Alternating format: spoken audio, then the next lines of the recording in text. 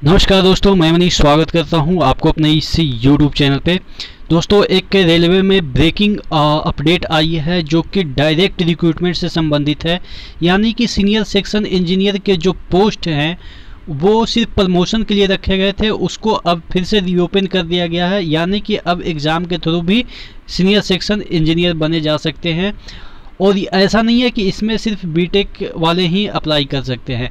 अगर आप रेलवे में जॉब कर रहे हैं तो ओपन मार्केट में जो वैकेंसी आएगी, तो अगर आप डिप्लोमा भी कर रखे हैं, बीएससी भी कर रखे हैं या आप आईटीआई कर रखे हैं, तो बहुत सारे क्राइटेरिया है जी जो कि आप अंदर भी हैं तब भी आप एसएससी पे डायरेक्ट आप एग्ज़ाम दे सकते हैं। एसएससी के लिए बाहर हैं तो उनके लिए भी एसएससी का जो एग्ज़ाम है वो खुल गया है। यानी कि सीनियर सेक्शन इंजीनियर का एग्ज़ाम है वो फिर से रीओपन कर दिया गया है। क्या ये नोटिस है उसको हम डिस्कस करेंगे। इससे पहले वीडियो शुरू हो, आपको भी पता है कि टेक्स्ट बुक आपके लिए लाया है अनलिमिटेड जो ईयर है उसका पास और एक 1 ईयर का पास। अगर आप 1 ईयर का पास खरीदना चाहते हैं तो उसमें डिस्काउंट मिल जाएगा। अगर अनलिमिटेड पास खरीदना चाहते हैं तो उसमें भी आपको 10% का डिस्काउंट मिल जाएगा। जो अनलिमिटेड ईयर का है वो 449 में, और यहाँ पे अगर हम बात करें कि 1 साल का जो पास है वो 269 में मिल जाएगा, बशर्ते कि आप कूपन कोड ये वाला यूज करते हैं। इंडिया के तमाम एग्ज़ाम की तैयारी यहाँ पे कर सकते हैं। 23,000 प्लस मॉक टेस्ट है, 370 प्लस एग्ज़ाम के हैं, और यहाँ पे देखिएगा इन सभी एग्ज़ाम की जो मॉक टेस्ट है वो मिल जाएगा। तो हम बात कर रहे थे ये वाला जो नोटिस है ब्रेकिंग नोटिस है, और आप देख सकते हैं कि ये जो डेट है वो 6/8/2021 का है। ठीक है, यानी कि 1-2 दिन पहले का रिलीज है। और ये देखिएगा यहाँ पे सब्जेक्ट इसमें लिखा गया है restoration of direct recruitment to the post in level 7 of senior section engineer SSC. Reference दे रखा है railway board's letter of event number dated 25/10/2018 2/9/2019। यहाँ पे आगे दे रखा है attention is invited for board's aforementioned letters under reference covering board's decision to provisionally discontinue direct recruitment in the post of senior section engineer। यहाँ पे देखिएगा provisionally discontinue, अभी इसको डिसकंटिन्यू कर दिया गया है direct recruitment in post of senior section engineer. ये पहले का है। ठीक है, उसके बाद सेकंड पॉइंट की बात करें जो कि आपका जो ये पहले का अफॉर्मेशन लेटर की बात कर रहा है कि ऐसा किया गया था कि इसको डिसकंटिन्यू कर दिया गया था। लेकिन यहाँ पे देखिएगा ये फर्स्ट पॉइंट है। सेकंड पॉइंट में दे रखा है that decision has since been reviewed and it has been decided to resume direct recruitment in this post.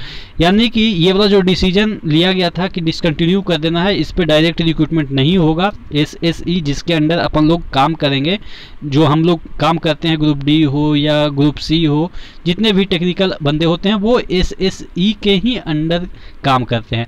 तो ये इसका डायरेक्ट पहले रिक्रूटमेंट होता था, लेकिन 2018 में इसको बंद कर दिया गया। अब फिर से 2021 में रीओपन किया गया, यानी कि फिर से डायरेक्ट आप एसएससी बन सकते हैं।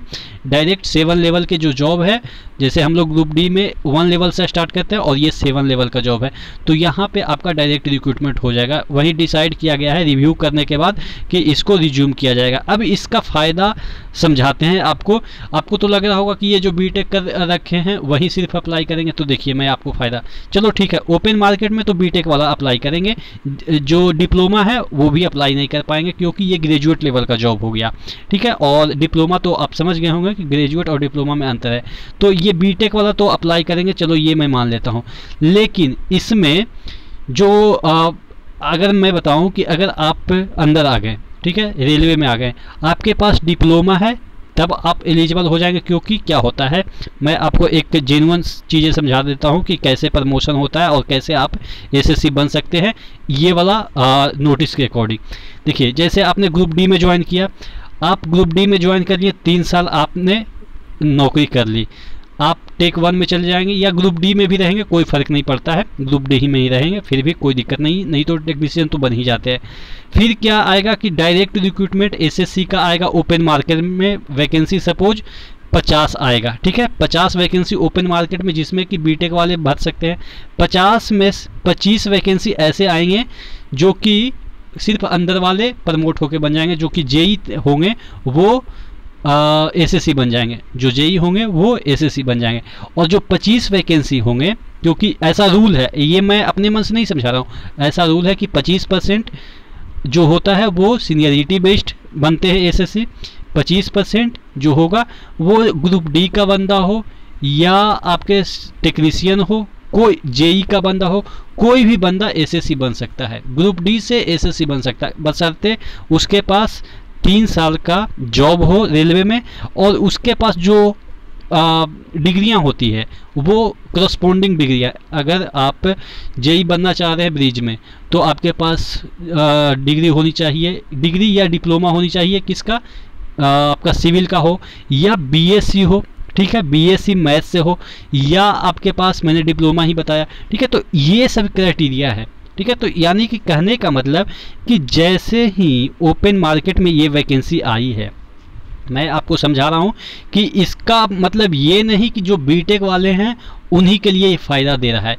अगर आपने बीटेक नहीं भी किया है और अगर आपने ग्रुप डी ज्वाइन कर लिया है और डिप्लोमा किया है तो आप डायरेक्ट एसएससी बन सकते हैं, मैंने कंडीशन समझा दिए।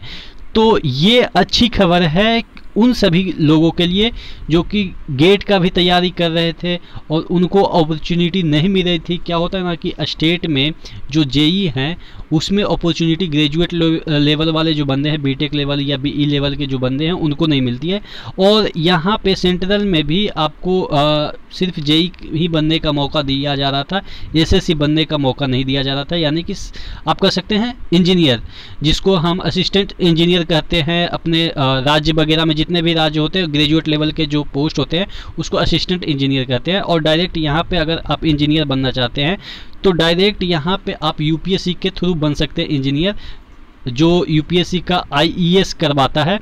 आईईएस जो होता है इंडियन इंजीनियरिंग सर्विसेज जो होती है, उसके थ्रू आप रेलवे में इंजीनियर बन सकते हैं। लेकिन अब क्या है कि अब आप डायरेक्ट इसका पेपर होगा, पीटी होगा, मेंस होगा, उसके बाद इंटरव्यू तो होगा नहीं क्योंकि गजेटेड लेवल का तो ये पोस्ट है नहीं, ये सी ग्रुप सी का पोस्ट है, ठीक है।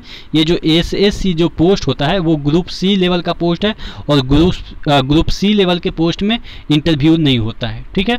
हाँ, वो अलग बात है कि हो सकता है सब्जेक्टिव पहले पेपर हुआ करता था, लेकिन अभी के जो ज़माना है ग्रुप सी के जितने भी पेपर होते हैं वो ऑब्जेक्टिव ही बेस्ड होते हैं। तो इसके सिलेबस भी डिटेल में हम चर्चा करेंगे क्योंकि जब ये चीज़ें आ गई है, ये अब वैकेंसियाँ भी निकलेगी। ऐसा तो नहीं है कि सिर्फ इन्होंने ओपन कर दिया है कि चलो डायरेक्ट रिक्रूटमेंट करेंगे, इसकी वैकेंसियाँ जल्द ही देखने को मिलेगी।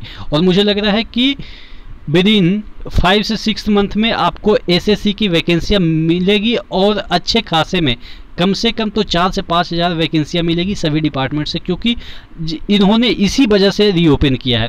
क्योंकि मुझे लग रहा है कि जिस तरीके से जो प्रमोशन के थ्रू जेई बन रहे थे, मैं आपको जेई और एसएससी बन रहे थे उसमें मैं डिमेरिट बताता हूँ। बहुत सारे ऐसे लोग हैं जिनको डिग्रियां कुछ है ही नहीं, मतलब कि नॉलेज कुछ है ही नहीं, और वो प्रमोशन से एसएससी बन गए। अब वो एसएससी बन गए और अभी के इंटेलेक्चुअल पावर के अकॉर्डिंग उनके पास उतना कार्य करने की क्षमता है नहीं, वो फील्ड वर्क जो भी होता है वो जानते हैं, ठीक है। तो जिसकी वजह से इफ़िशियंसी जो है वो नहीं हो पा रही थी, मुझे जहाँ तक समझ में आ रहा है इसी वजह से इसको रीओपन किया गया है। तो फ़ायदा है, सभी तरीके से फ़ायदा है। जिनके पास टेक्निकल डिग्री है उनको तो पक्का फ़ायदा होने वाला है। या तो आप बाहर से अंदर आ गए तब फ़ायदा होगा, या डायरेक्ट बाहर से आपको फ़ायदा मिल जाएगा। आशा करते हैं चीज़ें समझ में आई होगी। नहीं समझ में आई होगी आप नीचे कमेंट बॉक्स में कमेंट कर देंगे कि इसके रिगार्डिंग और भी क्या चीज़ें हो सकती है, मैं आपको डिटेल में समझा दूंगा वीडियो बना के। नेक्स्ट वीडियो मिलते हैं, तब तक के लिए धन्यवाद।